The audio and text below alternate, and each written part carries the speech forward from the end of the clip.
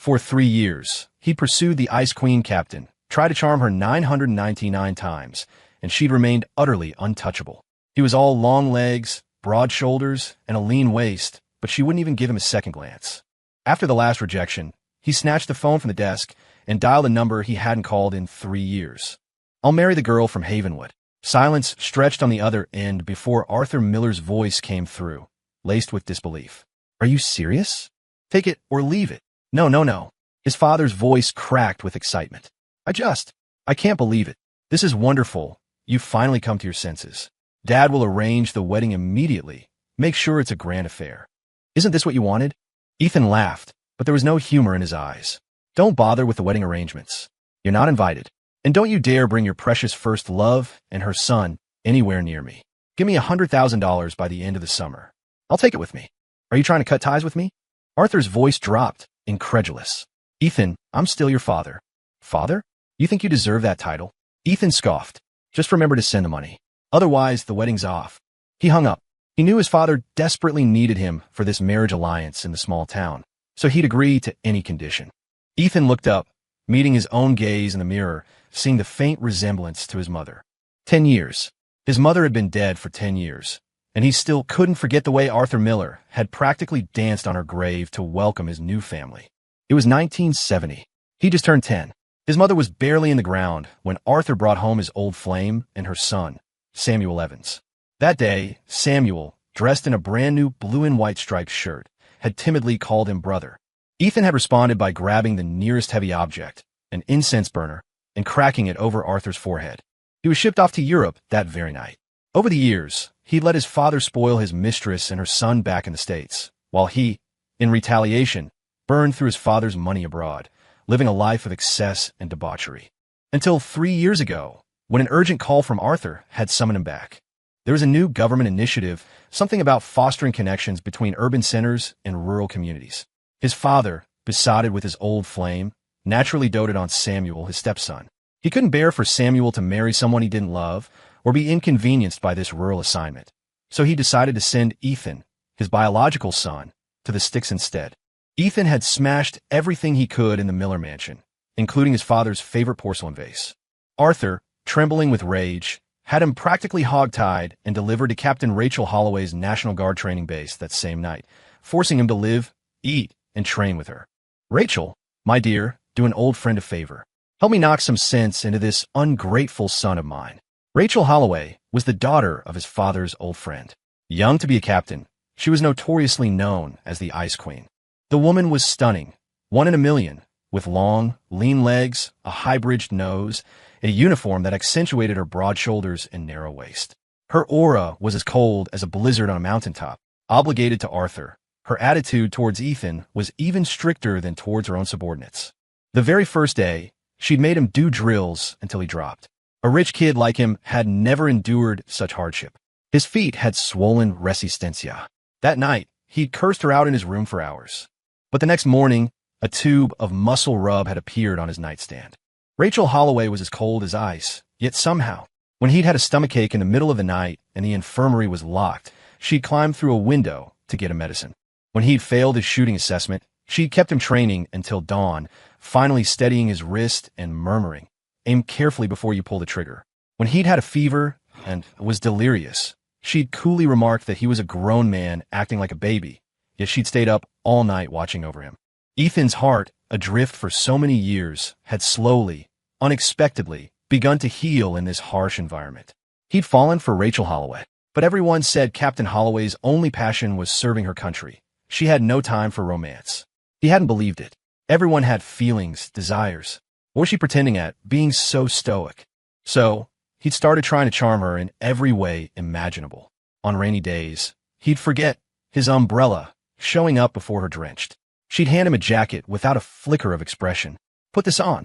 On his birthday, he prepared a box full of gifts.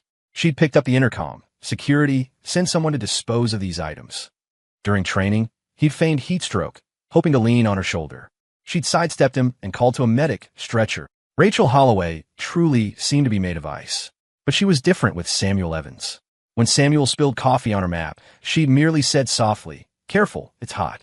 The hideous red string bracelet Samuel had made for her, She'd worn it for 3 years. Samuel could even barge into her office during a meeting, and she'd only glance at him with a hint of exasperation before returning to her files. Everyone knew why. During a mission years ago, she'd been caught in an avalanche. Samuel, the accompanying medic, had searched for her in the frozen wilderness for 3 days and 3 nights, carrying her back from the brink of death. A life debt. She'd never forget it. And what was he? Just some rich kid his father had dumped on her to be reformed, the exact type of person she despised. Last night, he'd seen Samuel leaving her office, a satisfied smirk on his face. He didn't dare imagine what had happened. Ethan Miller might be reckless, but he wasn't desperate enough to compete with Samuel Evans for a woman. Getting married in some backwater town might be for the best.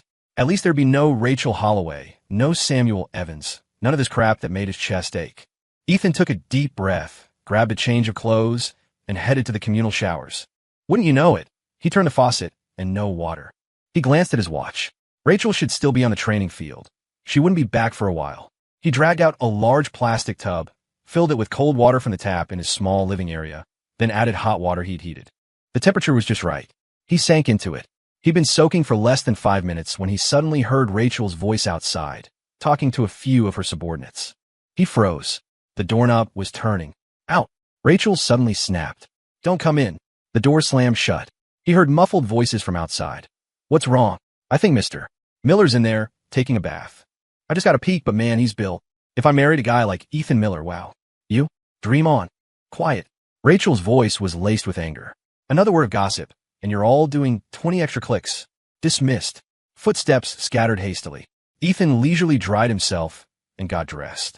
When he opened the door, Rachel was standing in the shadows of the hallway, her eyes dangerously cold. Who told you to bathe in here? Ethan Miller. Are you so shameless you'd stoop to this just to get my attention? Ethan looked up at her. I wasn't trying to get your attention, and I didn't mean anything by it. The communal showers are. Didn't mean anything? Weren't you the one openly soaking in your living space? Weren't you the one stark naked? She advanced on him, step by step, the sarcasm in her eyes like daggers. Weren't you the one who insisted on sleeping in my quarters during the thunderstorm? Weren't you the one who accidentally fell into my arms during training? Ethan Miller, I'll say this one last time. I'm not interested in you. Your father dumped you here. Once this reform period is over, you and I will have nothing more to do with each other. Her words were like a dull knife, slowly twisting in his chest. In 3 years, he'd heard her say similar things countless times, yet each instance still left him breathless with pain. To the track, she glanced at her wristwatch. 3 miles? Recite regulations while you run. Now. Immediately, he bit down hard on his lower lip, the taste of blood spreading in his mouth. For a split second, he almost blurted it out. I'm not interested in you anymore either. I'm getting married soon, starting a family. I'll be out of your sight for good. But how would she react? He took a deep breath, said nothing, and turned away, his boots thudding heavily. The moonlight on the track was stark and pale. Ethan ran, shouting at the top of his lungs. First, obedience to orders is paramount. Second, strict adherence to discipline. Windows in the barracks lit up one by one. Heads poked out. Mr. Miller getting punished again. TSK, with a handsome face like that. He could have anyone. Why chase after Captain Holloway, who's clearly not interested in men? Yeah, if Captain Holloway were to date anyone, it'd be Dr. Evans, right? He saved her life, after all. I've never seen her show special treatment to anyone but Dr. Evans. The hushed comments pricked his ears like needles. He ran faster, his voice growing louder. Third, fear no sacrifice. Fourth, be brave and unyielding. Sweat streamed into his eyes, stinging. He swiped at his face, unsure if it was sweat or tears. 10th, the world suddenly spun. He staggered, his forehead slamming hard onto the ground. A flash of crimson filled his vision. Captain Holloway! Mr. Miller fainted. Someone exclaimed, "Leave him." Her voice was as cold as ice. Continue training. Ethan forced himself up, blood from his forehead trickling down his brow bone, sticky and cold. He wiped it with his hand. His palm came away scarlet. I don't need you to care about me, either.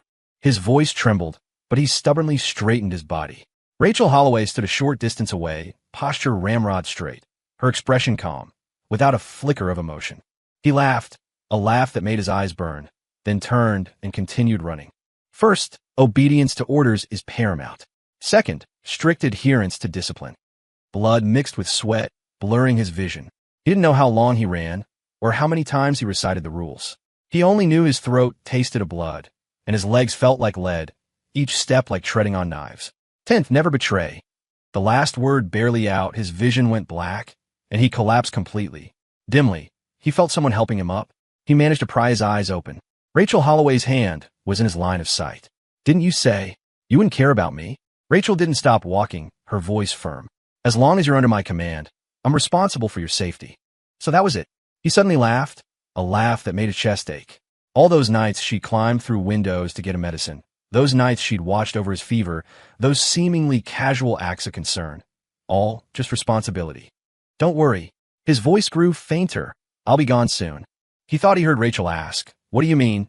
But he couldn't hold on any longer and passed out completely. When he woke up again, Ethan found himself lying on his bunk in the barracks, the wound on his forehead bandaged. He touched the gauze. His fingertips were cold. The door opened softly, and Samuel Evans walked in carrying a medical tray, a gentle, almost weak smile on his face. Ethan, you're awake? Ethan's expression turned cold instantly. I'll let you in. Rachel asked me to come. Samuel's voice was smooth, almost melodic. She said you were hurt and asked me to bandage you up. He paused, then added, Ethan, why are you always so careless in getting hurt? You don't really think. This will make Rachel pay more attention to you, do you? Too bad for you. His smile widened. Your father is mine, your home is mine, and Rachel, she's mine too. Ethan stared at him coldly. You're the son of a homewrecker. Who gave you the right to provoke me? Get out. Samuel didn't get angry. Instead, his smile grew wider. Yes, I'm the son of the other woman. But this son of the other woman has everything. He tilted his head, his eyes filled with pity. And you, the son of the rightful wife, have nothing. It's quite amusing, isn't it? As he spoke, he took a small bottle of medicine from his pocket and gently placed it by the bed. Here's the medicine. Remember to apply it later. Ethan shot out his hand, but Samuel, as if anticipating it, stepped back, smoothly grabbing the medicine bottle from the nightstand, his smile innocent. Are you going to tell me to get out again, Ethan, and then smash this bottle? He blinked, his tone deceptively naive. In that case, let me help you. Before the words were out, he snatched the bottle and slammed it violently onto the floor. Amidst the sound of shattering glass, he staggered back, collapsing among the shards. The door burst open, and Rachel Holloway strode in. The first thing she saw was Samuel sitting amidst the broken glass, his knee bleeding, while Ethan leaned against the headboard, watching him with a blank expression. Explain. Rachel's voice was like ice. Ethan closed his eyes. He remembered the last time Samuel had framed him like this. He'd explained, but what had it gotten him? Rachel only ever believed Samuel. So this time, he couldn't even be bothered to explain. Didn't you see everything? He looked up, a sarcastic smile playing on his lips. What else is there to explain? Rachel's eyes grew colder. Ethan Miller, you're incorrigible. She said frigidly. Your punishment is... Rachel. Samuel quickly grabbed her sleeve. Ethan's still injured, don't punish him. Rachel frowned. Samuel gently tugged her arm again, his voice pleading. Let go. Just make him write an apology report, okay? Rachel glanced at him and finally relented. Fine. Ethan watched this scene, his heart feeling like it was being squeezed mercilessly. So, even someone like Rachel Holloway would make exceptions for Samuel Evans. He suddenly laughed. Captain Holloway, you have terrible taste. Rachel's gaze sharpened. What do you mean? He wanted to say she was blind for falling for someone like Samuel. But before he could speak, Samuel let out a small ouch and clutched his knee, frowning. Rachel, as expected, immediately forgot her inquiry and rushed to support him. What's wrong? My knee hurts. He bit his lip, looking aggrieved. Ethan watched coldly as Rachel helped Samuel leave, tossing over her shoulder before she left. Get that report to me when it's done. The door was left ajar. Ethan sat at the desk, writing the apology. If he glanced up, he could see Rachel in the hallway, half kneeling, tending to Samuel's knee. Her movements were so gentle, her brow slightly furrowed, as if she were handling something incredibly fragile. So, she could make that expression too. Ethan pulled his gaze back, the tip of his pen scoring a harsh line across the paper. Finished. When Ethan handed over the report, they had just finished with the first aid. Rachel took the report, skimmed it, her face changing abruptly. What is this you've written? What do you mean you were wrong? Wrong for not catching Samuel when he pretended to fall? Wrong for not pressing his hand into the shards, so he'd be in too much pain to ever try such a pathetic stunt again. Ethan met her gaze calmly. That's just the truth of it. A vein throbbed at Rachel's temple. She looked about to explode. Rachel. Samuel grabbed her arm. Ethan's just been injured. Don't be angry. Rachel's eyes were sharp, about to speak, but Samuel tugged her again. Rachel, let it go. He turned to Ethan, smiling gently. Ethan, we're going for a picnic at the state park later, by the lake. Why don't you come with us? Ethan, not interested, but Samuel had already linked his arm through Ethan's affectionately. Come on, Ethan, don't be mad. I'll help you. Ethan wanted to shake him off, but Rachel was standing right there, her eyes fixed on him with a warning. He suddenly felt very tired. In the end, Ethan was dragged along. Sitting in the back seat, watching Samuel expertly open the front passenger door for Rachel, he finally understood why Samuel had insisted he come. The guy wanted him to witness it firsthand. All of Rachel's special treatment for Samuel. When the car started, Samuel accidentally brushed Rachel's hand as she shifted gears. She didn't pull away. The instant their fingertips touched, Ethan remembered last month during training when he'd brushed her hand. She'd immediately wiped it 3 times with an antiseptic wipe. Rachel, try this. Samuel broke off a piece of brownie, his fingertips dusted with powdered sugar, and offered it toward her mouth, accidentally smudging a button on her uniform. Normally, if someone dirted Rachel's uniform, she'd give them a cold lecture for half an hour. But now, as Samuel exclaimed and tried to wipe it off, she merely looked down, letting him fuss. It was an indulgence he'd never seen from her. When the picnic blanket was spread, Samuel suddenly exclaimed, I forgot my water bottle. Rachel immediately handed him hers. Ethan stared at the water bottle. Last time he'd accidentally picked it up, she'd snatched it back, her face cold, saying, I'm a bit of a germaphobe. But now, after Samuel drank from it, he deliberately left a little. Rachel, thanks. Here you go. She actually took it back and drank from it. All day, Rachel's attention was solely on Samuel. Ethan was like an invisible man, silently trailing behind them, watching all their intimate interactions. Until Samuel raised his smartphone, smiling. Rachel, let's take a selfie. Rachel never took photos, but this time, she surprisingly didn't refuse. With no one else to ask, she handed the phone directly to Ethan. You take it. Ethan took the phone, looking at them through the lens. Rachel stood behind Samuel, one hand lightly resting on his waist, as if ready to protect him at any moment. He pressed the shutter button. When he handed the phone back, she glanced at him, her brow slightly furrowed, seemingly a little surprised. In the past, he would have thrown a fit, insisted on squeezing into the picture, or deliberately taken a blurry shot. But today, he did nothing. In fact, from beginning to end, he hadn't moved an inch closer to her. She stared at him, as if wanting to say something. But Samuel suddenly interjected with a smile. Should I take one of you two? Ethan's always liked you. It'd be a good memento. Rachel's face turned cold instantly. Unnecessary. She looked at Ethan, her voice devoid of any warmth. I will never like him. Ethan tugged at the corner of his mouth. Funny, he didn't like her anymore either. Just then, the sky suddenly darkened, and large raindrops began to fall. Rachel tossed her jacket to Samuel to shield him from the rain, her tone cool. You two wait here. I'll go get the car. After she strode off, Samuel's demeanor changed instantly, his voice dripping with sarcasm. See that, Ethan? No matter how much you try to woo her, she only has eyes for me. Ethan couldn't be bothered with him. He turned to leave, but then he heard Samuel scream. A snake darted out from the grass and bit Samuel viciously on the ankle. Samuel thrashed his leg wildly, actually flinging the snake towards Ethan. Ethan had no time to dodge. A sharp pain shot through his calf. His vision went black, and he fainted. When he regained consciousness, Ethan found himself on a stretcher, the urgent voice of a doctor in his ear. 2 men bitten by a venomous snake, but the bite locations are different. Mr. Evans's is more severe. The venom has already spread, but the hospital is out of anti-venom. Rachel's voice was calm and decisive. I have some in my quarters. I've already sent someone to get it. Soon, one of her subordinates ran up, panting, but holding only 1 vial of anti-venom. Captain, there's only 1 dose left. Who do we save first? The air instantly froze. Rachel Holloway remained silent for a long time, so long that Ethan's consciousness began to blur again. Finally, she spoke. Save Samuel first. The doctor froze. Captain Holloway, this is a matter of life and death. Mr. Miller's condition can wait a bit longer, but Mr. Evans. Rachel's voice was icy. I said, save Samuel first. Ethan laughed until tears streamed down his face. Then he completely lost consciousness. He wasn't afraid of death. He was just afraid of his life ending like this. In the last moments before his consciousness faded, he vaguely remembered many things. His mother's early death, his father who only had eyes for his mistress's son.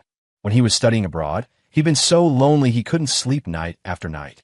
It wasn't that he hadn't thought of ending it all, but those people weren't dead yet. Why should he die? Later, when he met Rachel Holloway, the only thing he wanted to do was to tear off her cold mask, to make her indifferent eyes reflect only his image. She wasn't interested in him. That was fine. He could love, and he could let go. He still had so much he hadn't done, so much more of a better life to live. Even if he was being forced to marry in some remote town, he believed he could still make a good life for himself. So, he didn't want to die, but it seemed he no longer had a choice. When he woke up again, he was in a hospital. A doctor was changing his dressing. Seeing him open his eyes, she breathed a sigh of relief. "You're finally awake." "I'm not dead." His voice was hoarse. "It was a close call," the doctor said, still shaken. Luckily, another batch of antivenom was rerouted to the hospital just in time. Otherwise, it would have been really dangerous. Ethan managed a weak smile. "What about Samuel Evans?" The doctor, thinking he was concerned, smiled. "He's fine. His injury wasn't that serious to begin with, and Captain Holloway has been taking care of him." As she changed his dressing, she chattered on about how well Rachel had been treating Samuel, personally feeding him water, staying up all night with him, even putting her military calls on hold. Ethan listened calmly, a strange lack of emotion in his heart. It was odd. He wasn't sad anymore. "The venom is cleared. You can be discharged after another day or two of observation," the doctor finally said. Ethan nodded. That same evening, he checked himself out of the hospital. Back at his barracks, he began to pack his things. Clothes, his journal, the pocket watch his mother had left him. One by one, they went into his suitcase. Halfway through packing, the door was suddenly thrown open. Ethan turned, stunned. Rachel Holloway stood in the doorway, looking like she'd rushed through a storm. Her uniform was disheveled, her breathing ragged, as if she'd hurried back. He'd never seen her like this. She was always so calm and composed, every button done up to the very top. But now, her collar was open, and her eyes churned with an emotion he couldn't decipher. "Why didn't you say you were being discharged?" Ethan's voice was calm. "Why should I? You don't care if I live or die, do you?" She was momentarily speechless, her throat working as if something was caught in it. After a long moment, she said quietly, "You found out?" But a moment later, she added, her voice hardening, "Samuel saved my life. I can't let anything happen to him." Ethan looked down and continued folding his clothes, his tone even. "Oh, you don't need to explain to me. That was your antivenom. You can give it to whomever you want." She was struck silent again. The air congealed for a few seconds. Then, she noticed he was packing and her eyes narrowed. She suddenly grabbed his wrist. "What are you doing?" Ethan, startled by her sudden action, frowned and pulled his hand away. He wanted to say sarcastically, "Can't you tell I'm packing?" But for some reason, he ended up saying mildly, "Just organizing my clothes. This dump you call a base, you have to air things out constantly, or they get damp." Her tense shoulders seemed to relax, slightly. Her tone reverted to its usual coolness. "This isn't your penthouse. I never said I wanted to live in a penthouse." He didn't look up. "And I won't be living in one anymore." She frowned, clearly not understanding his meaning. But a moment later, her expression turned cold again. "Are you planning to live on base for the rest of your life? I told you, don't cling to me. Get yourself straightened out and go back home as soon as possible." He couldn't be bothered to explain. He continued packing, silent. She stood nearby, quiet for a moment, then suddenly said, "I'm at my quarters tonight." He didn't reply. She repeated, her voice a little lower, Samuel's recovered. "I sent him home. Your injuries were more serious. If it hurts tonight, call me to redress it." Ethan's movements paused. So, she still remembered he was afraid of pain. Still remembered when they'd first met. He'd scraped his knee and cried from the pain. She'd scolded him with a cold face while gently applying ointment to his wound with her fingertip. "No need." Ethan snapped back to reality, his voice calm. "I'm not afraid of pain anymore." He stuffed the last piece of clothing into his suitcase and looked up at her. "If you have nothing else, you can leave. Weren't you the one who always talked about propriety between men and women? Aren't you afraid I'll deliberately try to provoke you again?" Rachel's face turned frigid. She turned and slammed the door behind her. It wasn't until midnight that a piercing alarm shattered the stormy night. Ethan shot up in bed. Outside, lightning flashed and thunder rumbled. Rain hammered against the glass like a barrage of bullets. He just pulled open the curtains when he saw Rachel, in a raincoat, rushing outside. They collided in the hallway. The storm caused the river levee to collapse, the units being deployed for disaster relief. Her brow was furrowed, rainwater dripping from her chin. Stay in your room. Don't wander off. Before he could answer, she plunged into the downpour. Ethan stood by the window, watching the unit's trucks drive out of the main gate. Mrs. Henderson from mess hall next door suddenly ran out crying. My grandson is still in the temporary housing by the river. What are we going to do? Without a second thought, Ethan grabbed a raincoat and followed her. Half of the levee had already collapsed. Murky floodwaters, carrying branches and debris, surged downstream. Rachel was on high ground, directing operations, her uniform soaked, her voice hoarse. Team 1, evacuate civilians to the east. Team 2, reinforce the levee. Move. Suddenly, everyone's movements paused. All eyes turned in the same direction. Rachel followed their gaze. Ethan stood a short distance away, the downpour plastering his short hair to his pale cheeks. He was too striking. Even in this chaotic scene, he was beautiful enough to draw every eye. Rachel strode over, took off her own raincoat, and wrapped it around him. What are you doing here? Didn't I tell you to stay put? Arthur Miller sent me here. As long as I'm on this base, I'm one of your people. He looked up at her, rainwater dripping from his eyelashes. Disaster relief, I should participate. You can't handle this kind of hardship. Her voice was firm. Go back. But Ethan smiled. Rachel Holloway, you've never understood me. With that, he waded directly into the knee-deep floodwaters and began helping to move civilians. Rachel tried to stop him, but Samuel's voice came from behind her. Rachel. She turned to see Samuel holding a precarious umbrella. What are you doing here too? Samuel paused, then spotted Ethan in the distance, his eyes instantly darkening. I wanted to do my part too. Before Rachel could stop him, he followed Ethan into the water. The floodwaters rose. Ethan was carrying a crying child to higher ground when Samuel suddenly approached. Ethan, you've been coddled your whole life. You should go back. Give me the child. He reached out to take the child, who cried even harder in fright. Smack! Ethan slapped him across the face. Samuel, people's lives are at stake right now, and you're still playing your games? Samuel clutched his face, his eyes venomous. After Ethan got the child to safety and turned to rescue others, he suddenly felt a strong push from behind. He plunged into the raging current, but at the last second, grabbed Samuel's wrist, pulling him down too. Ethan, Samuel. Rachel's voice came from a distance. But the current was too strong. They were swept dozens of feet away in an instant. Captain, those two are about to be washed away. When Rachel reached them, she could only see two figures bobbing in the flood. Samuel screamed desperately. Rachel, save me. Ethan had already swallowed water, his face deathly pale, but he didn't make a sound.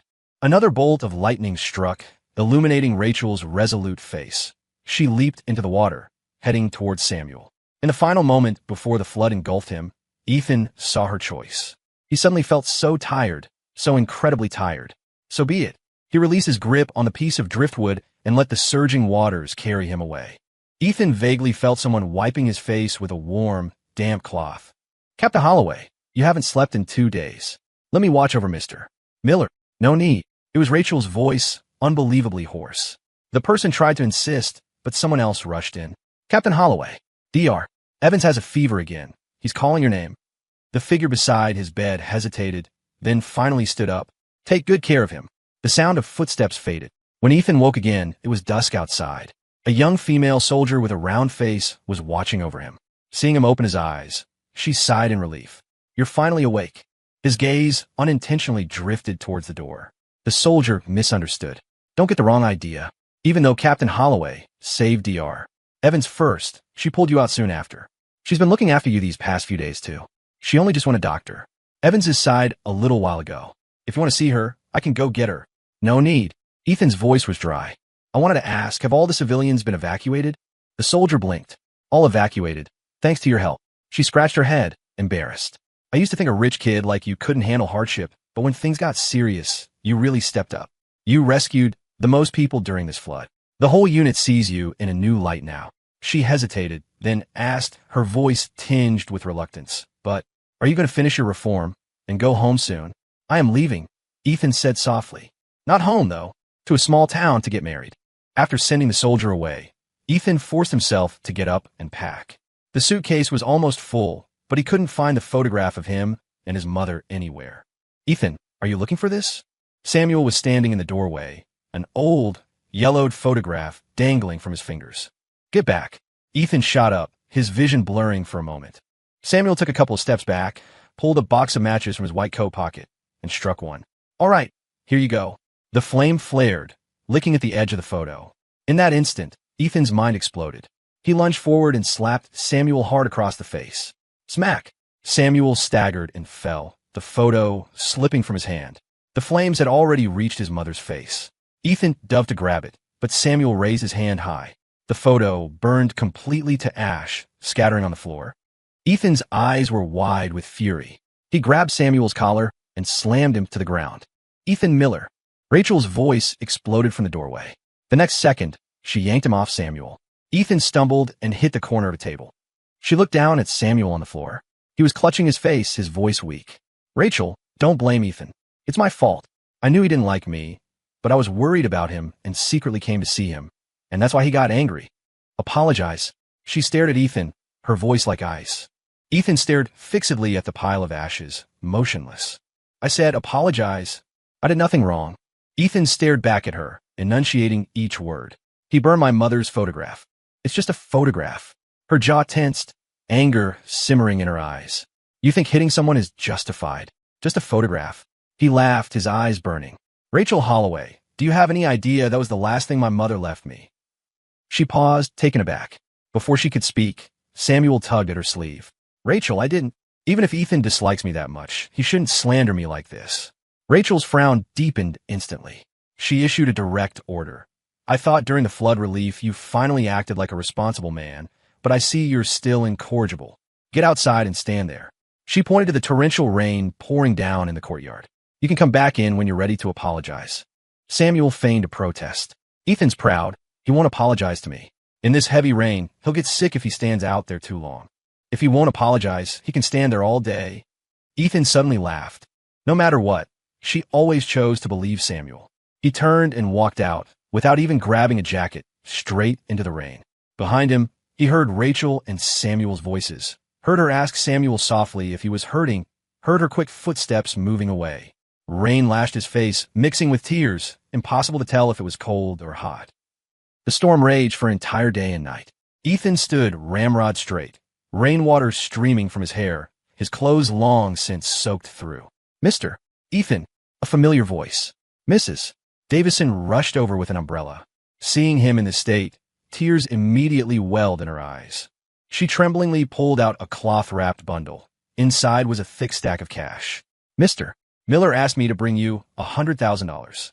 Mr. Ethan, please, just go back and apologize to your father.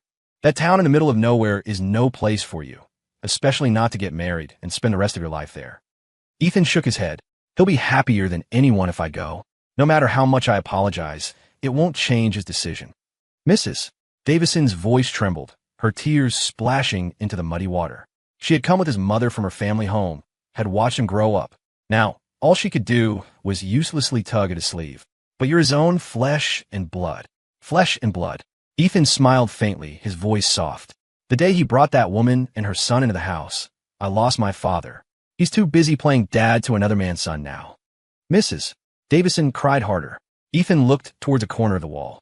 In the downpour, weeds were battered by the wind, swaying wildly, but they never bent completely. Don't worry, he took the money. I can survive anywhere, and I'll make sure my life is far better than theirs. Back in his room, he changed out of his drenched clothes and picked up the suitcase he'd already packed. As he walked out of the base's main gate, the young soldier on duty called out in surprise, Mr. Miller, are you going home? Ethan looked towards the distant, gray mountains.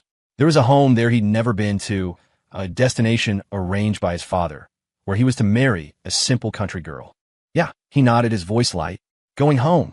The young soldier blushed and scratched his head, both shy and reluctant. Well, when will you come back to visit? Old man Henderson from the mess hall said, he saved some smoked bacon for you. Ethan smiled brightly. Thanks, but I won't be back. Never again. With that, he turned and walked into the rain, striding away without a backward glance. A sudden premonition struck Rachel Holloway. She looked out the window.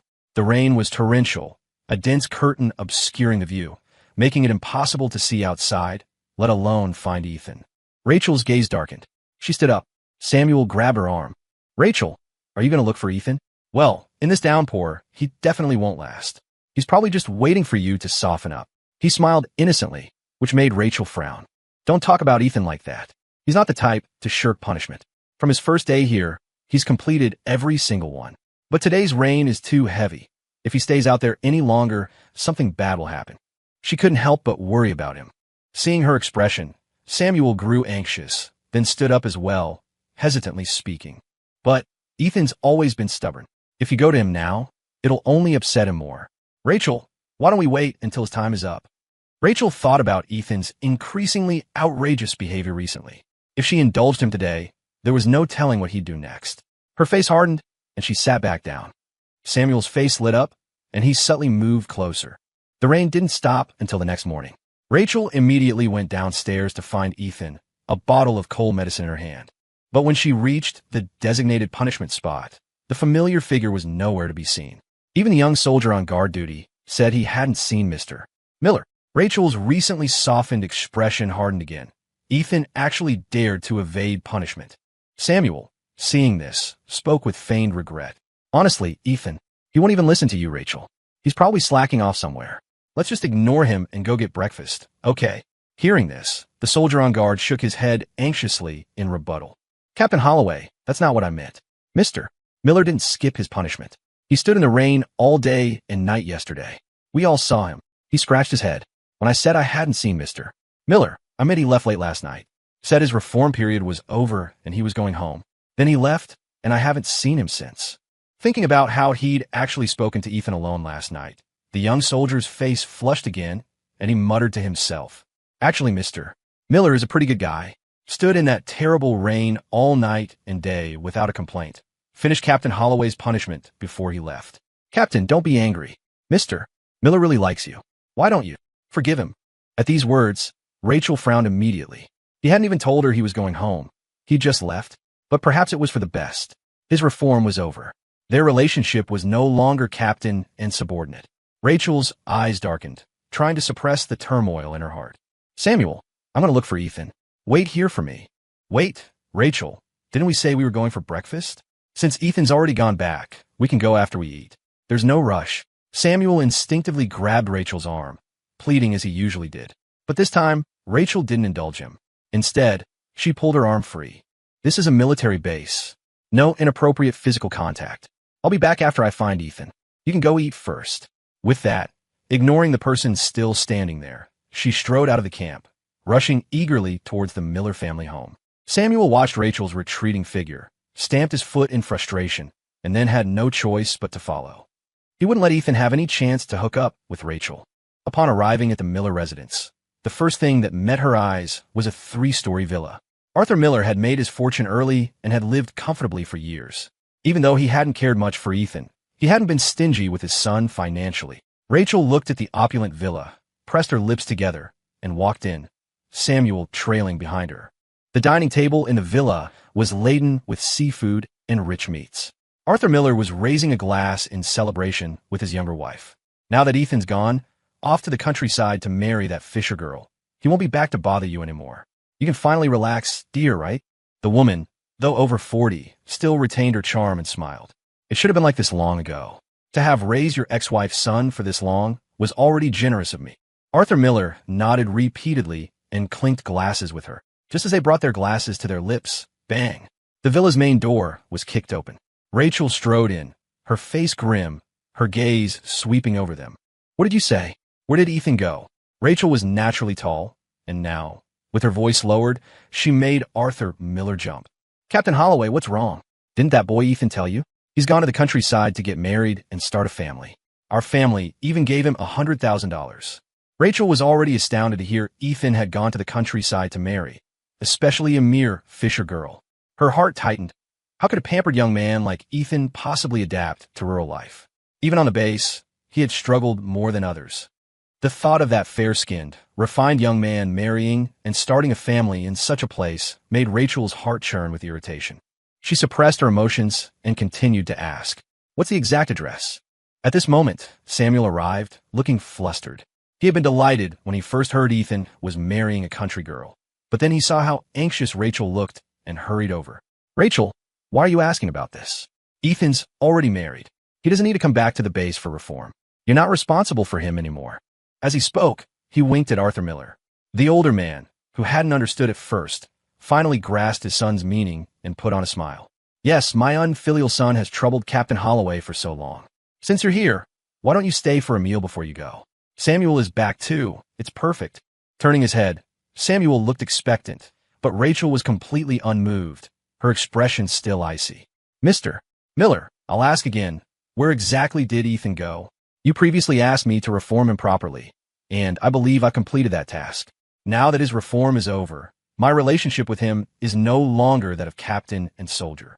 She paused, then spoke in a low voice. Since he's been sent to the countryside, I'll go find him and bring him back. A person like him. How could he possibly endure a place like that? The concern in Rachel's eyes made Samuel burn with jealousy. Why did Ethan deserve her care? Even Arthur Miller looked troubled. Captain Holloway, I know you're responsible, but this was an order from above. We business people must integrate with the countryside for reform. If you bring Ethan back now, Samuel will be the one who has to go. Yes, Rachel, Ethan did this for my sake too. Someone from our family has to go to the countryside. Are you saying if you bring Ethan back, you'll send me away? Samuel opportunely lowered his eyes, looking pitiful. Rachel hadn't known about this detail before. Now, she was being forced to choose between the two of them. She clenched her fists and, after a long moment, turned and left the Miller house. I'll find someone. There must be a way to bring Ethan back. Samuel, unable to stop her, stomped his foot in frustration. Arthur Miller watched this unfold. He'd been around the block a few times. How could he not sense something unusual in Rachel Holloway's behavior? Samuel, tell me, your Captain Holloway doesn't fancy Ethan, does she? Frankly, Rachel was a captain at such a young age. Her future prospects were surely bright. If she liked Ethan, it might not be a bad thing. But Samuel scowled at the question. Dad, what are you talking about? How could Rachel possibly like Ethan? I'm the one who's going to be with Rachel. His anger made Arthur chuckle and admit his mistake. Yes, our Samuel is the one Captain Holloway likes. So what are you waiting for? Hurry up and go after her. Captain Holloway probably hasn't eaten yet. Take some food with you. He coaxed Samuel, while Ethan's stepmother thoughtfully packed a lunchbox with several good dishes and handed it over. Here, Samuel. If you can win over Captain Holloway, our family won't have to worry for the rest of our lives. Rachel Holloway is bound to be even more successful than your father. Samuel's earlier frustration vanished. He smiled, took the lunchbox, and hurried after Rachel. Rachel had returned to the base. In her room, she racked her brains, trying to figure out who to contact to resolve this. A few knocks on the door. She looked up instinctively, thinking Ethan had returned. He usually came around this time, eagerly bringing her food. But when she opened the door and saw Samuel's face, a wave of disappointment washed over her. Rachel, I brought you some food. My father asked me to bring it. Said you must be too busy to eat. Samuel smiled faintly, closed the door, and walked to the table, arranging the dishes. This was food from the Miller house, much better than the base cafeteria fare, but Rachel had no appetite. You eat it. I'm not hungry right now. She didn't even glance at it, continuing to scan the numbers in her contact list. The people in it were at least at the captain level. Surely someone could help. Samuel knew she was still worrying about Ethan. He bit his lip, frowning in displeasure. Rachel, am I not as good as Ethan in some way? Ethan was the standard rich kid, tall, lean, and unforgettable at first glance. But Samuel wasn't bad either. He had a more delicate build and an innocent face. Whenever he frowned, he looked like he was about to cry, making him hard to refuse. Normally, Rachel would have offered some comforting words, but now her mind was entirely consumed by Ethan, a man like him, actually sent to the countryside. She gave a perfunctory reply, her hands never ceasing their activity. Why would you say that? You and Ethan both have your own strengths. Samuel took a few steps closer, pressing his hand on Rachel's. If that's the case, then why are you always thinking about Ethan, Rachel? Do you like him? The question jolted Rachel to her senses. Yes, what was she doing? Wasn't a good thing that Ethan wouldn't be harassing her anymore? Why was she so worried now? Her hands paused for a few seconds, then she brushed Samuel's hand away. He was my soldier for a time, so naturally I must protect him. Besides, Ethan didn't go to the countryside willingly. She found a colonel's contact information, her eyes lighting up. She remembered this man owed her a favor. Perhaps he could help. She took the contact list to the telegraph machine. Just as she was about to compose a message, Samuel suddenly wrapped his arms around her waist. But if Ethan comes back, I'll have to go to the countryside. Would you really let me marry some poor country girl, Rachel? His voice was tearful, his firm body pressed tightly against Rachel's, making her hesitate for a moment before her resolve hardened. I'll find a way so neither of you has to go to the countryside. Samuel, don't worry. No one will have to go. She prepared to send the telegram, but Samuel suddenly leaned down and kissed her lips. In this era, any intimate contact between a man and a woman meant taking responsibility. If word got out and reputations were damaged, the consequences would be severe. Rachel hadn't reacted at all before Samuel pushed her back a few steps, kissing her more passionately.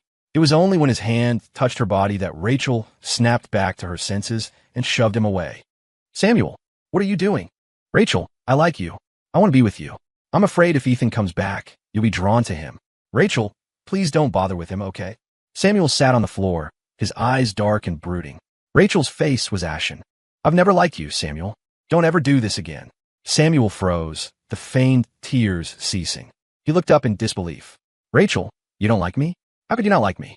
You've always treated me so specially. Samuel, as the unit's medic, had long been infatuated with Rachel. Otherwise, he wouldn't have searched for her for 3 days and nights during the avalanche, risking everything to save her. Afterwards, Rachel's attitude towards him had softened. He thought she liked him too. But now Rachel was saying she'd never liked him. Meeting Samuel's gaze, Rachel's face remained stern. Everything I did for you is out of gratitude for saving my life. Nothing more. There were no romantic feelings involved. I never thought you'd misunderstand. Samuel, I don't like you. Samuel was incredulous, his eyes reddening. You don't like me? You were always so good to me. You even gave me the most precious dose of anti-venom. And now you tell me you don't like me? Then who do you like? Ethan Miller. Rachel didn't answer. Now that it's clear, don't do this kind of thing again. She started to use the telegraph machine again to send a message to the colonel. But Samuel's long-held confidence had been shattered. He'd always believed Rachel's kindness meant she truly liked him. It turned out it was only gratitude, no affection at all. He then thought of Rachel's various interactions with Ethan, and his worry intensified. If Ethan came back, he would immediately steal Rachel away. He slammed down the telegraph machine switch and, amidst Rachel's simmering anger, embraced her again. Rachel, since you say you don't like me, then just let me live out this one dream, okay? He pleaded, pulling her onto his lap, starting to unbutton her neat uniform. As he reached the last button, Rachel stopped his hand. Samuel, don't. More words of rejection. He was practically throwing himself at her, and she still had no desire for him. Samuel suddenly broke down. Rachel, don't you feel anything for me at all? I only feel gratitude towards you, Rachel replied. If that's the case, then can't you just think of this as repaying that gratitude? Rachel, I don't believe you feel nothing for me. Samuel was determined to get an answer. He tore open her uniform, tried to arouse her, but from beginning to end, Rachel said nothing, merely enduring it silently. Even at the final moment of pleasure, with the woman in his arms, Rachel only sighed. When Samuel woke up, he found himself in Rachel's bed. Before he could feel happy, he saw the woman who had just slept with him looking overjoyed, a telegram in her hand. This is great. There's a way for Ethan to come back. He froze. The joy in his eyes slowly faded, replaced by resentment. Ethan was gone, yet he could still steal Rachel away. He deliberately fell out of bed. Ouch, that hurts. Sure enough, the next second, Rachel rushed over and helped him up. Samuel, are you okay? Seeing the anxiety in her eyes, Samuel secretly smirked but feigned embarrassment. I'm fine, Rachel. Did I just hear you say Ethan can come back? At this, Rachel couldn't hide her delight. She held out the telegram. That's right. I contacted Colonel Peterson. He said he has a way to bring Ethan back. And of course, you won't have to go to the countryside either. You can both continue to live here. Samuel also smiled upon hearing this. Is that so? That's wonderful. Then Ethan will know we're together as soon as he gets back. Rachel's smile slowly stiffened. She turned to him. What did you say, Samuel? I said, when Ethan gets back, he'll know right away that we're together, Rachel. Don't be ridiculous. When did we get together? I told you I don't have feelings for you. Rachel's face hardened. She was about to leave when he grabbed the corner of her clothes. But Rachel, we've already done that. Shouldn't you be responsible for me? There were still marks on her body, clear evidence to anyone that they had just slept together. Samuel continued. Does Rachel really not have feelings for me? If not, why would you agree to sleep with me? Last night, you let me kiss you for so long. Have you forgotten, Rachel? The more he spoke, the graver Rachel's expression became. Enough. You said to consider it repaying a debt. That's why I did it. I don't have feelings for you, Samuel. Please, have some self-respect. I'm going to find Ethan now. She dressed and was about to leave. Samuel was stunned. He couldn't understand why. Even though he'd had her body, Rachel's heart was still set on Ethan. He glared viciously at her retreating back and suddenly shouted, Rachel Holloway, do you like Ethan Miller? Are you going after him because you can't bear for him to marry some stinking country girl? Rachel stopped in her tracks. Did she like Ethan Miller? He was clearly a pampered rich kid. He'd scrape his feet on his first day at the base and constantly harassed her. But why, upon learning he was going to marry someone else, did she feel so anxious? Rachel remembered Ethan's bright eyes, the way he smiled so often, how every time he pretended to embrace her, she had wanted to hold on to that warm body. But in a professional setting, she was a captain. How could she indulge in personal feelings? She stood there for several seconds, finally sorting out her emotions. Yes, I like Ethan Miller. I'm going to bring him back. Samuel, don't ever bring this up again. She didn't look back, walking straight out. Samuel grew desperate.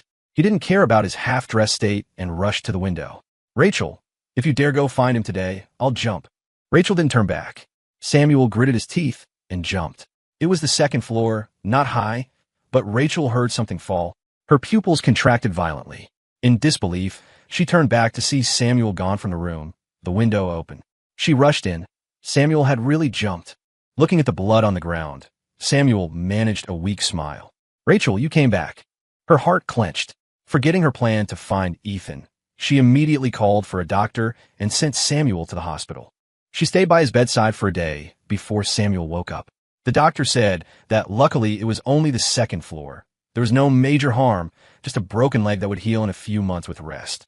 Despite this, Rachel blamed herself immensely. She hadn't expected Samuel to actually jump. If she had known, she would have spoken to him properly before going to find Ethan. Rachel, I'm sorry I used this method to keep you here. I really like you. Rachel, please consider me, okay? As soon as he opened his eyes and saw Rachel by his side, Samuel pleaded. For some reason, perhaps due to a mix of emotions, Rachel didn't immediately refuse him this time. Get some rest. I'll go get you some food. She tucked him in and headed to the hospital cafeteria. On the way, she was torn. Samuel was a good man, and Ethan always made things difficult for him. If she really brought Ethan back, Samuel would surely have a hard time. Thinking about today's events, she hesitated. Rachel Holloway stared intently at Samuel. She had always believed that although he was occasionally mischievous, it was understandable, and he was, after all, the man who had saved her life. So, she had always indulged him on the base. But she hadn't expected that her indulgence would lead Samuel to treat Ethan this way, even forcing him to go to the countryside. Her heart turned cold, her face devoid of any expression. Samuel, that day, you were the one who smashed the medicine bottle. Why did you frame Ethan? Samuel's face changed. Before he could explain, Rachel continued. Why did you push Ethan into the river? Why did you burn his mother's photograph? Samuel, why did you do these things? With each question, Rachel stepped closer, her presence looming over Samuel. He hadn't expected Rachel to know everything. Seeing the woman's frosty expression, Samuel couldn't help but tremble. But then, as if remembering something, his eyes reddened. I didn't mean to do it. I just like you too much, Rachel. When I saved you before, it was because I liked you. I loved you. But Ethan has no tact at all, and he kept trying to compete with me for you. I was just so worried. What if you liked him? What if you didn't want me anymore? Rachel, didn't you just promise to consider me? As he spoke, tears streamed down his face. Samuel was adept at using his perceived vulnerability, countless times feigning weakness to make women pity him. But Rachel had seen his true colors. Now, looking at his tears, she only felt disgust. This was how he had repeatedly hurt Ethan. Rachel remained unmoved, her voice cold. When you were poisoned, I already saved you once. We're even. I don't owe you anything, but I will not forgive you for treating Ethan that way. The person I like is not you. You don't need to waste your efforts anymore. She looked at the panicking man, continuing mercilessly. I will find Ethan, apologize to him, and then be with him. Not with a malicious person like you. With that, ignoring him lying in bed, she turned to leave. Samuel, desperate, got out of bed and grabbed her hand. No, Rachel. Rachel was surprised, her gaze shifting down to Samuel's legs. Even his injury was faked. In an instant, fury filled her mind. She violently shook off Samuel's hand, her eyes filled with fierce disgust. Samuel, you truly sicken me. To think you'd use such methods to make me pity you, to force me to stay. Since your leg is fine, then this is where we end things. I don't want to see you again. Treated this way by the woman he had loved deeply for years, Samuel's heart felt like it was shattering. But he also hated Ethan. He had targeted him for so many years, and Ethan still came to steal his person. He stubbornly hugged Rachel from behind. Rachel, don't be like this. I know I was wrong. I just love you too much. I'll get along with Ethan from now on. I'll never frame him again. Please. please don't hate me." Samuel wept and apologized, hoping the woman before him would forgive him, would dote on him like before. But when Rachel heard Ethan's name from his lips, her anger flared even hotter. Unable to bear it any longer, she shoved the man behind her away. "It's all your fault, and you still have the nerve to mention Ethan. If it weren't for you, why would he have left? Why would he have agreed to go to the countryside? You force him out. This is all your fault." The pain of knowing the truth, the anger of being deceived, and the departure of her beloved made Rachel unable to hold back. Samuel's face turned deathly pale. He pleaded with the woman before him, begging her not to be so heartless, but she remained unmoved.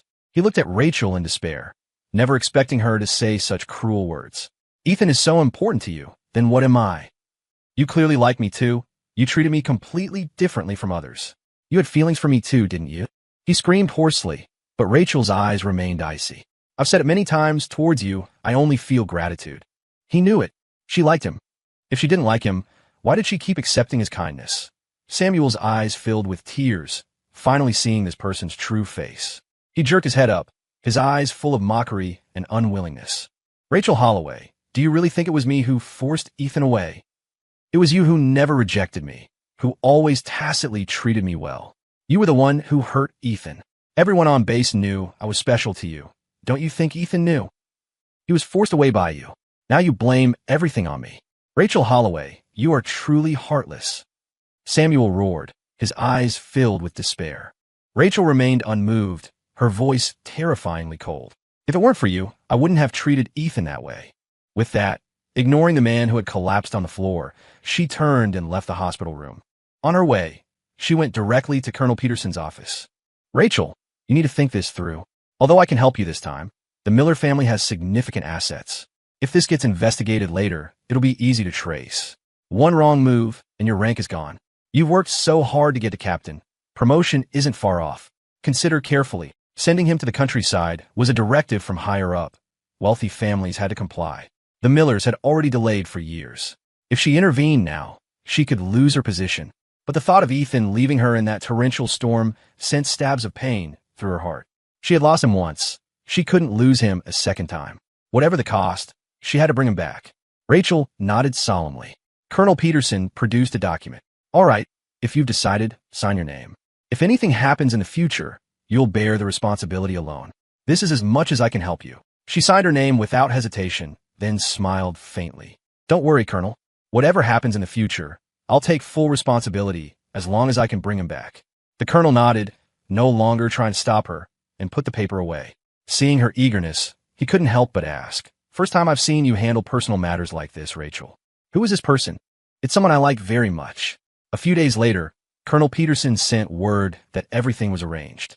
She could go to the countryside to find him. Rachel couldn't wait another moment. She took all her accumulated leave and immediately rushed to the countryside. She wanted to see Ethan immediately. Due to the recent rain, the road to Havenwood was a muddy mess. Ethan first took a bus to the county seat, then transferred to an ox cart that would take him into the small lakeside town. Several people shared the cart. None had ever seen a man as handsome and clean-cut as Ethan. His skin was fair, his bearing refined. The rough-hewn men from miles around couldn't compare to a single one of his little fingers. The women stared unabashedly, swallowing hard, stealing glances, yet not daring to look for too long. Ethan was prone to motion sickness, and the ox cart jolted. The whole journey left him drained, so he naturally didn't notice the stares. It wasn't until they reached the town and it was time to get off that the cart driver dared to approach him. Friend, which family are you from? You look new around here. If you've taken the wrong way, you'll have to wait for tomorrow's cart back." Ethan finally realized they had arrived. He shook his head to clear it, glanced at the town sign, and nodded politely at the driver. "This is the place. Thank you. How much do I owe you?" Ethan reached into his pocket for money, but the driver waved his hands repeatedly. No, this one's on the house." "Friend, which family did you say you were from?" Ethan reached into his pocket for money, but the driver waved his hands repeatedly. No, this one's on the house." "Friend, which family did you say you were from?" The driver's face flushed as he spoke. Ethan didn't mind. He pressed some money into the driver's hand anyway, then pondered. "It should be the Vance family. I've never been here before. Could you point me in the right direction? I can get there myself." He'd come under duress and hadn't expected any grand welcome. All he knew was that his future wife's last name was Vance. As for where she lived, he had no idea. Hearing this, The driver exclaimed in surprise. You're from the Vance family? Since when did Sarah Vance have such a good-looking relative? Look, here come Vances now. They must be here to pick you up. The driver pointed, and Ethan saw a woman trudging through the mud, her steps heavy.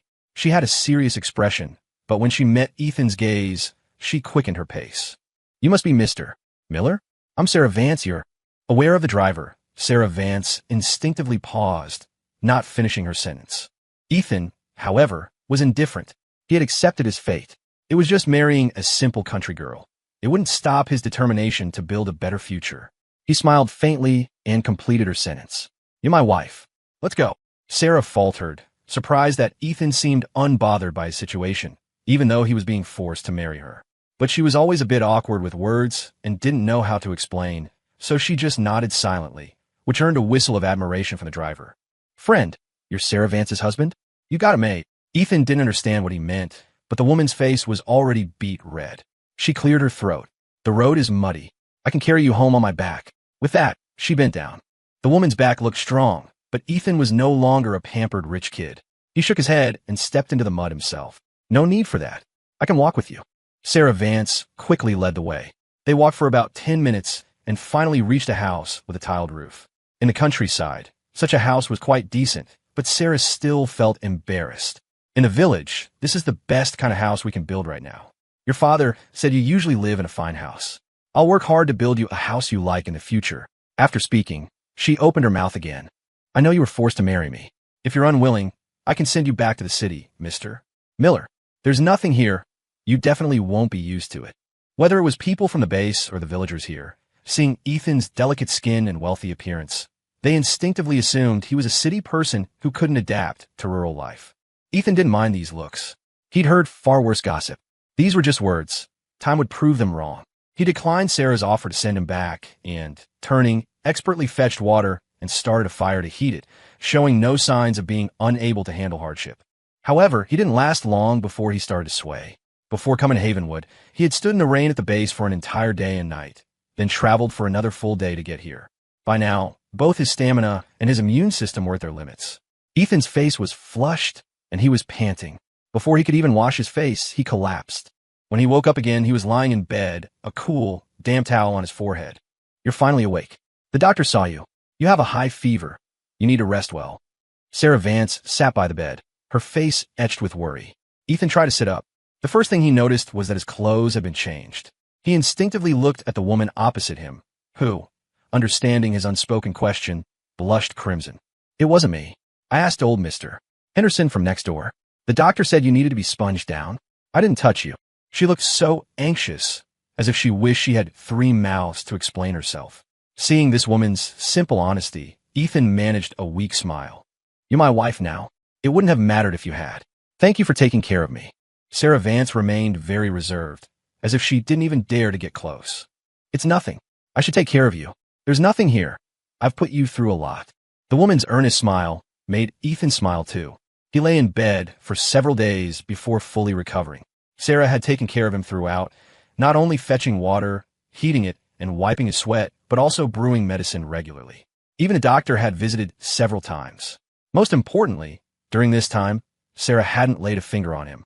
Although Ethan had accepted his fate and would have endured it if Sarah had insisted on sharing a bed, she hadn't mentioned it once. This allowed his heart to slowly relax. Once he was better, he couldn't stay in bed any longer. Though he looked like a rich kid, several years on the base had ingrained certain habits. Rural life mainly revolved around farming. Ethan had never done it, but he planned to adapt to local customs. He found some coarse work clothes and put on a straw hat to shield himself from the sun. Sarah, are you going to the lake to fish? Let me go with you. Sarah Vance quickly shook her head. You just stay home. I can manage on my own. Don't you lift a finger. Ethan smiled at her. Since we're married now, we should naturally work together. If I get tired, I'll come back and rest on my own. Sarah couldn't argue with him, so after many instructions and warnings, she took Ethan to the lake. The weather was hot, and it didn't take long to feel dizzy from the sun. However, Ethan had endured hardship for years at the base. This small matter wouldn't defeat him. He fished by the lake for a while, soon sweating profusely. The rough clothes couldn't hide his handsome, clean features. Other villagers working nearby teased Sarah. When did you get married? He's so handsome. You should have had a proper celebration. Exactly. If I had such a handsome husband, I wouldn't let him work with me. It's too demeaning. Sarah, why aren't you protecting your young husband better? After a few such comments, Sarah's face was bright red. Ethan couldn't stand hearing his own wife spoken like that. He wiped the sweat from his forehead. I care about her, of course I have to come and work with her. Weddings are troublesome and a waste of money. Not having one is perfect. We can save the money for a bigger house. The villagers nodded in agreement, and even some of the older women cast approving glances at Ethan. After a full day's work, Ethan felt like he was about to die from exhaustion. Even at the base, he'd never trained for an entire day straight. He returned home, took off his shoes, and, as expected, found several blisters on his feet. He sighed. Sarah had already drawn water and brought it over for him to soak his feet. You worked hard. This work is tiring. You should just stay home. I usually do it all myself. I'm used to it. Ethan considered that his inexperience would only slow her down. It might be better to cook for her at home. He nodded in agreement. A wave of joy washed over the woman's face. She had heard from the authorities that a young master from the city would be coming to their village as part of an assistance program. 3 years passed with no news, and she thought it had fallen through. Then, a short while ago, she suddenly received a letter. The young master was coming. Sarah knew that city-bred young masters never dirted their hands and would surely find the countryside lacking. But she hadn't expected Ethan not only to not mind, but also to actively offer help. Watching the man in the distance bend over to soak his feet, revealing a sliver of fair ankle and neck, Sarah had never seen anyone so handsome. From the first glance, she couldn't look away. She thought for a moment, then took out a small pouch. This is for you. It's all the money the family has. You can manage it from now on. Country folk live by selling their crops. Some might save for half a lifetime and still not have as much as Ethan spent in a year. Sarah knew her meager savings wouldn't amount to much in his eyes. She explained quietly, even though I'm just a simple fisherwoman, I'll work harder in the future and earn more. A warmth spread through Ethan. In this era, it was an unspoken rule that both men and women had to work, but he hadn't expected her to show such concern for him. So, even though he had $100,000 on him, he hadn't considered taking it out easily, fearing this simple woman might squander it. Now it seems Sarah had a good character. Thinking about her care over the past period, Ethan silently accepted the pouch. All right, I understand, but don't work yourself too hard either. Starting tomorrow, I'll cook for you at home. Sarah nodded and went to heat more water. Though Ethan could endure hardship, he couldn't stand being dirty all day. His only request to Sarah was that he had to bathe every day. So, this country woman had to make several trips to fetch water every evening after returning home. Other villagers weren't so particular. When they saw her fetching water daily, they knew it was because her man liked to be clean. Ethan closed the door to his room. The village had no communal bathhouses, so he had to use a wooden tub. He soaked in it, sighing in comfort. Life in the countryside wasn't as unbearable as others made it out to be. After soaking for a while, he dried off, changed his clothes, and came out. Sarah was just outside. The moment she saw him in loose pajamas, she averted her gaze. Ethan's fair legs and arms looked even more porcelain-like in the moonlight. Just looking at him felt like sacrilege to her. Country people were simple. Even though Ethan had told them countless times they were married, Sarah still didn't dare touch him. For the following period, Sarah sold fish outside, and Ethan cooked at home. He had never cooked before, but Sarah wasn't picky. No matter what he made, she would wolf it down in a few bites, praising it profusely, always finishing every last scrap. Once, he accidentally burned the rice. Even Ethan himself couldn't bring himself to eat it and was about to make a new pot. But Sarah didn't mind at all, eating even the burnt parts, which astonished him. Sarah, don't eat that. It's all burnt. I'll make you a fresh batch. Sarah shook her head, smiling simply. My love made it for me. Anything you make is delicious. It was the first time she had called him my love. After saying it, not only was Ethan stunned, but Sarah also seemed surprised by her own words. She looked flustered. I didn't mean to. I won't say it next time, Ethan. Don't overthink it. I just heard others say it, and it slipped out. Outside, everyone called him Sarah Vance's love, thinking Sarah had incredible luck to marry someone so handsome and capable. Only the two of them knew it wasn't his choice, so Sarah had never called him that, maintaining a respectful distance.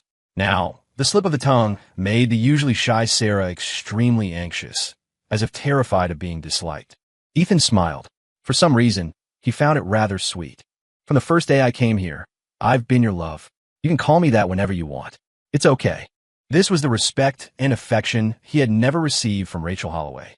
And Sarah, seeing he truly didn't mind, called out again. My love, My love, I hear you. I'll go wash the dishes. Sarah's face beamed with joy. She carried the bowls to the wash basin, her whole body seeming to brim with inexhaustible energy. Ethan watched her retreating figure, thinking about the $100,000 he had brought with him. He could give them a much better life. Although Ethan could endure hardship and wasn't afraid of it, he wouldn't let himself remain in the countryside indefinitely.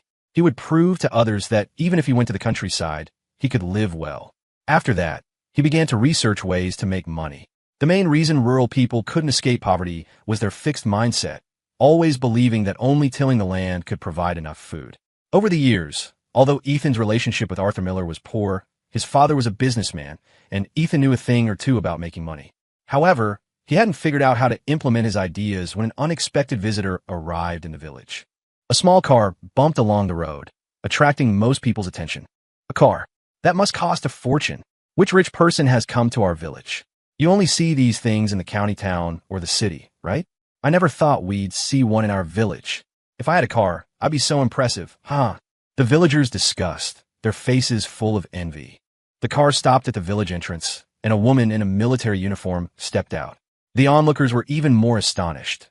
They hadn't seen someone in uniform in half a lifetime. She clearly looked very capable. The village chief hurried over. Hey, who are you looking for here? The road's bad. If there's anything I can help you with, I'll do it. Villagers had a natural affinity for people in uniform. Their ancestors had experienced war, and they held military personnel in high regard.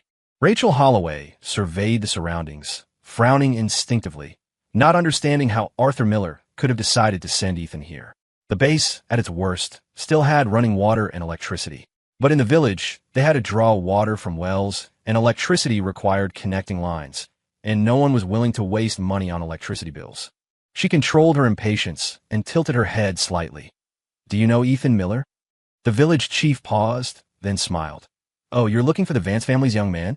They're by the lake now. I'll take you there. Rachel's frown deepened. Ethan was by the lake. He was so delicate. How could he bear this weather to work by the lake? Her heart ached with pity as she followed the village chief. The country roads were rough, and it was even muddier near the fields. Everyone wore rain boots. Rachel didn't spare a thought for her military boots, stepping through mud puddle after mud puddle, until she finally saw Ethan. He had his sleeves rolled up, revealing slender arms. Perhaps it was too hot. He was wiping sweat with the back of his hand, his fair skin dazzling in the sun. As for his clothes, when had Ethan ever worn such cheap material? Rachel's heart was a mix of emotions. The village chief enthusiastically introduced. This is Sarah Vance's husband. He came to our village alone a while back. No idea how Sarah Vance managed to marry him. Now he's the famous village heartthrob. Looks like a young master, but he's not lazy when it comes to cooking and working, and he's gentle too. Now the whole village envies Sarah Vance. The village chief wasn't lying.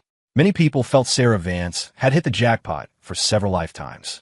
Even though this man didn't do much heavy labor, he was pleasant to have around, and Ethan was never lazy. Rachel saw from a distance. As Ethan wiped his sweat, the woman beside him quickly handed him a towel, her face full of concern. Ethan didn't refuse, bowing his head to let the woman with tan skin wipe his sweat, even offering a grateful smile. A pang shot through her heart. In the past, Ethan had only shown such expressions to her. She couldn't bear it any longer and strode forward. Ethan Miller. The man paused, hearing the familiar voice, and turned in disbelief. It was Rachel Holloway. Why was she here? Before he could react, he heard Rachel say, Ethan Miller, you can go back. I've already spoken to Colonel Peterson. Your Miller family doesn't have to go to the countryside anymore. Her gaze swept over Sarah Vance. The woman who called herself Ethan's wife looked dazed and a bit slow. How could someone like her make Ethan happy? He must have endured so much in the countryside. Once they returned, she would propose to him. Rachel clenched her fists. She had thought it through. She couldn't bear Ethan marrying another woman, especially a country girl. Ethan wiped his hands, climbed out of the muddy field, and walked over to her. Captain Holloway, you should go back. I'm her husband now. This was my own decision. This was clearly Arthur Miller forcing you. How could he send you to the countryside? Come back with me now. I've arranged everything. You don't have to suffer here anymore. The man she loved was right in front of her, yet he called himself someone else's husband. Rachel felt a stab in her heart. Ethan's face was expressionless. From the moment he decided to come to Havenwood for this assignment, Rachel no longer had any sway over his emotions. He said flatly, it was voluntary, and I'm not suffering here. Sarah is very good to me. You should go back. Don't come looking for me. The more nonchalant he was, the angrier Rachel became. Ethan actually said he was doing well. Back at the base, he had insisted on daily showers, wouldn't even cut his hair short. Here, there was nothing. How could he possibly be doing well? I told you, I've taken care of everything. Even if you're angry with me, you could be angry when we get back. In her desperation, she grabbed Ethan's hand, intending to pull him away. Sarah rushed up and pushed her away.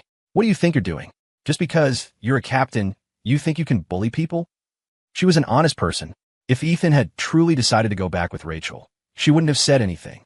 But Ethan clearly didn't want to, and this woman was trying to force him.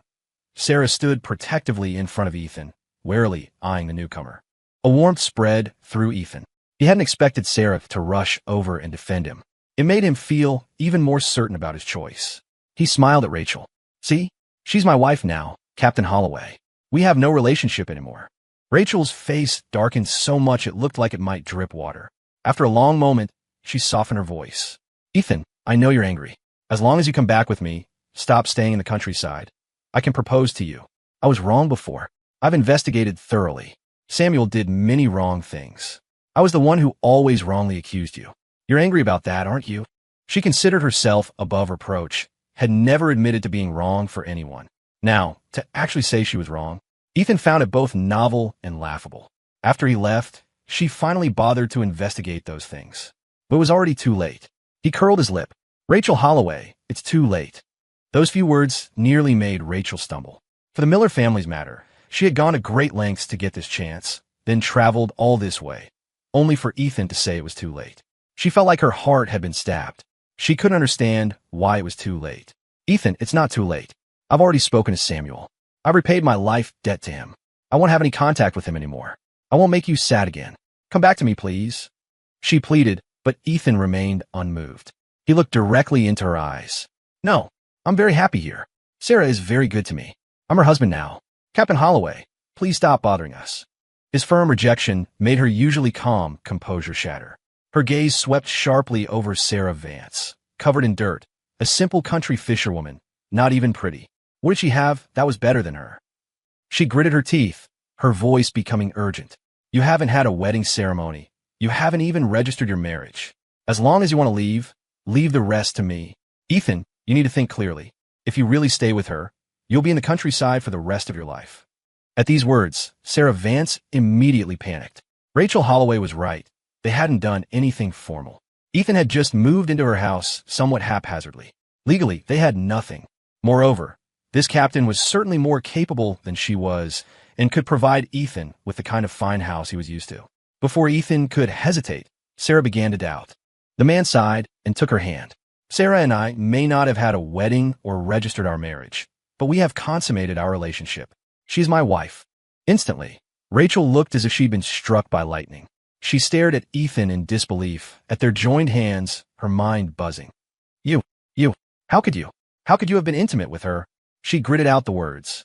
The thought of Ethan's firm chest, his long, lean legs, features he'd once flaunted to tempt her, now being enjoyed by this simple country girl, made her feel like she couldn't breathe. Someone as proud as Ethan. How could he allow a country woman to touch him? She tried to convince herself it was a lie, something Ethan said to deceive her. But the man's face was calm, even tinged with a slight smile. If Captain Holloway doesn't believe it, you're welcome to come by tonight and see for yourself. Sarah and I have a very harmonious marital life. She couldn't bear to hear any more and turned on her heel, storming off. Sarah's palm was sweating. She timidly held Ethan's hand, wondering how his hand could be so warm. This was their first real skin-to-skin contact. Sarah shyly lowered her head. Only when Rachel's figure was completely out of sight did Ethan gently withdraw his hand from hers. Sarah felt a flicker of disappointment. Don't overthink it. Let's get back to work. We'll go home early tonight. She nodded, not dwelling on it. That evening, when it was time for them to sleep in separate beds, as usual, Ethan stopped her, puzzled. Where are you going? I'm going to sleep. Sarah held her pillow, about to go to the other bed. This, in turn, made Ethan hesitate. Had Sarah genuinely not understood his implication? His attempts to seduce Rachel had failed so many times. Was he now ineffective with a country woman too? A blush crept up his face. He grabbed Sarah's arm. We sleep together tonight. I told her we've consummated our marriage. We can't make it look like a lie, can we? A few seconds later, Sarah's face flushed a deep red. No matter how slow she was, she understood Ethan's meaning now. She stammered, her eyes darting around. She wouldn't dare actually come and eavesdrop. You don't have to. Sacrifice yourself, Ethan. Ethan chuckled. Sarah was good in every way, but she was too cautious and humble, always feeling she wasn't good enough for him. In reality, what did good enough even mean? He said nothing, simply tugged at her sash and pulled her close. As clothes were shed piece by piece, revealing large expanses of fair skin, Ethan could no longer hold back. He grasped her slender waist and began to move with a fierce rhythm. In an instant, sweet moans escaped, further inflaming desire. What no one expected was that outside their house, Rachel Holloway stood by the wall, hearing the faint, suggestive sounds from within. Her fists were clenched so tightly her nails nearly dug in her flesh. She hadn't expected Ethan to be telling the truth. They had actually been intimate. The thought of him making such sound with another woman made Rachel feel as if a piece of her heart had been gouged out, the pain unbearable. Yet she couldn't move, just stood there, letting those sounds become the sharpest blades, stabbing at her heart. It wasn't until the moon grew hazy and the sun began to rise that the sound from the room finally ceased. Rachel still maintained that posture. She had stood there all night, but she had also made up her mind. Even so, she still wanted Ethan to go back with her. As long as he was willing, she would pay any price. She didn't believe that in just a few short months, Ethan would stop loving her. He must be trying to get back at her. The next day, Rachel Holloway didn't leave. Instead, she rented a spare room from a villager and settled in. Ethan and Sarah, however, slept until noon. A woman newly intimate with her husband was even more devoted. You don't have to. By the way, is your leg okay? Ethan blushed, feeling a bit awkward about last night, but Sarah still shook her head. I'm fine. Last night, I enjoyed it very much. Faced with such obvious affection, Ethan could only nod. If someone had told him in the past that he would fall for a simple country fisherwoman, Ethan definitely wouldn't have believed it. He was a young master, tall and handsome, with countless people vying for his attention. How could he possibly fall for a country girl? But during this time with Sarah, he had genuinely been moved. Even sleeping together last night had been his own choice. He sat on the edge of the bed, thinking for a while, feeling rather shy. He decided to go for a walk, pick some vegetables. But just as he stepped out, he saw Rachel standing nearby. She looked like she hadn't slept all night, with severe dark circles under her eyes. Only when she saw him did some life return to her. Ethan, she called out, restraining herself. Ethan's expression was neutral. Captain Holloway, must believe me now, right? He knew that, given Rachel's personality, she wouldn't leave easily, so he had deliberately staged this to make her give up completely. But he hadn't expected that even knowing he had slept with someone else, she would still stay. Rachel also knew her eavesdropping had been discovered. A flash of embarrassment crossed her face, then she spoke seriously. Ethan, I don't care about that. As long as you're willing to come back with me, I don't care that you've slept with someone else. I know you don't love her. You're just doing it to get back at me. I know I was wrong.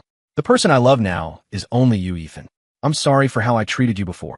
She looked deeply into his eyes, hoping for his forgiveness. After all, Ethan had loved her so much before. As long as she apologized, he would surely return to her. But Ethan only felt annoyed. He gently pushed Rachel away. You don't need to apologize to me. Those things are long past. There's nothing between us anymore.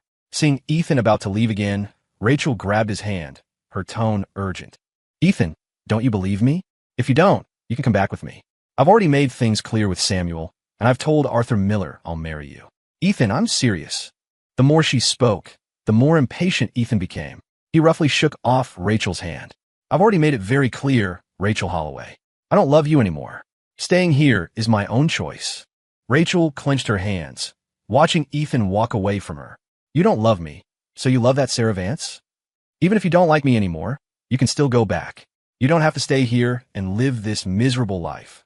Ethan stopped. He turned back, his face calm. That's right. I love Sarah Vance. And living with the person you love isn't a miserable life. He finished speaking and left without a trace of lingering attachment. Rachel stood there for a long time. Those words hurt her more than when Ethan had told her they'd slept together. She stared at his retreating back for a long while, suddenly understanding that Ethan would never turn back for her again. She herself had lost him. Unable to define the emotion in her heart, Rachel only felt like she was suffocating. She raised a hand to her face. She hadn't realized when she had started crying. For the next week, Rachel Holloway remained in the village, but she was noticeably more restrained, no longer approaching Ethan with strange declarations. Ethan, though a little puzzled, was fine with it as long as she didn't bother him. Life continued as before. Sometimes he'd go with Sarah to the fields or the lake. Other times, if he was too tired, he'd stay home and cook. He was handsome and had a good personality, so he'd already blended in well with the villagers, often receiving sweet potatoes, and the like. He accepted everything graciously, always remembering to send a portion of whatever he cooked back to the giver. Several weeks passed. It was time for the Harvest Moon Festival. Though the village was poor, they never skipped festival customs. Even if they couldn't afford mooncakes, every household would make a few different kinds of filled pastries. However, Ethan had never made them, and Sarah, having grown up alone, had never tried such delicate work. So, they simply had dinner together in the courtyard under the moonlight. After dinner, Sarah went to fetch water. Ethan was clearing the dishes when he heard a knock on the door. Thinking it was Sarah without her key, he was about to tease her when, the moment he opened the door, Rachel threw her arms around him. "Ethan, I regret it so much. All this time, I kept thinking you'd have a change of heart and come find me. But I've realized you seem genuinely happy." She was drunk, her voice choked with emotion, clinging tightly to him, trying to draw some warmth. Ethan frowned and pulled himself free from her embrace. "Rachel Holloway, get a grip." His sharp tone made the usually imposing captain shrink back, not daring to make any further moves. She had stayed in the village all this time, thinking that if Ethan saw her sincerity, he would surely come back for her. So she had waited, secretly watching him. But she discovered that Ethan didn't seem to be faking it. He was genuinely happy in the countryside. Like a stubborn wildflower, when no one believed in him, he had managed to stand firm in the mud. She suddenly felt a wave of panic, as if she were truly about to lose him. So today, during the festival, she couldn't resist drinking a little and coming to his house. She wanted to say so much to him, to beg him to come back.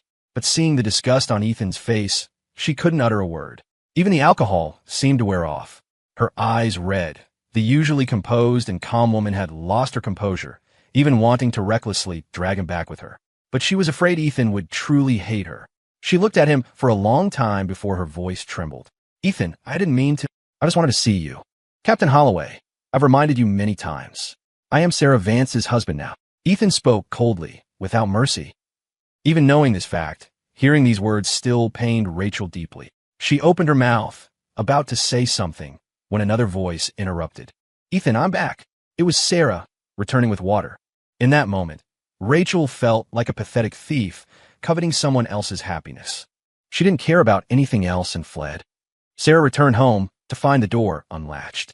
She closed it properly and approached Ethan. "Why wasn't the door closed? Did I forget?" Ethan chuckled. "Someone just dropped by for a chat and left." Sarah, unsuspecting, took the water bucket to heat it. The next day, Rachel Holloway left the village. Driving the same small car she had arrived in, she bumped her way out. She had taken leave to come. Now, only a few days remained. She was a captain. Spending any more time away would lead to dissatisfaction. More importantly, she felt that Ethan had truly found his happiness and no longer needed her. When Sarah heard the news, a look of relief spread across her face. "Finally gone. I thought she was going to freeload here for the rest of her life." Ethan found it amusing. "Even if she freeloaded for a lifetime, she couldn't steal me away. How about we go get her marriage license soon?" In the countryside, once a feast was held, it was generally accepted that you were family. Getting a license required a trip to the county seat, an awareness many people lacked. Sarah didn't think it was troublesome. She was now terrified that someone else would pop up to snatch her husband. So she agreed immediately. She even proposed holding a make-up wedding banquet, so everyone in the surrounding 10 villages and 8 townships would know about their relationship. She grinned foolishly, her eyes full of simple, pure love for Ethan. Ethan naturally wouldn't refuse. However, going to the county seat made him think of a few things. With the government currently encouraging the contracting of barren land, his $100,000 could finally be put to use. Having thought it through, Ethan felt he still needed to discuss it with Sarah, as many things would require her help. In the evening, after they had both finished their chores, Ethan closed the doors and windows and called Sarah into his room. "Sarah, I want to talk to you about something." Ethan said seriously, "Actually, when I came here, I brought a sum of money with me.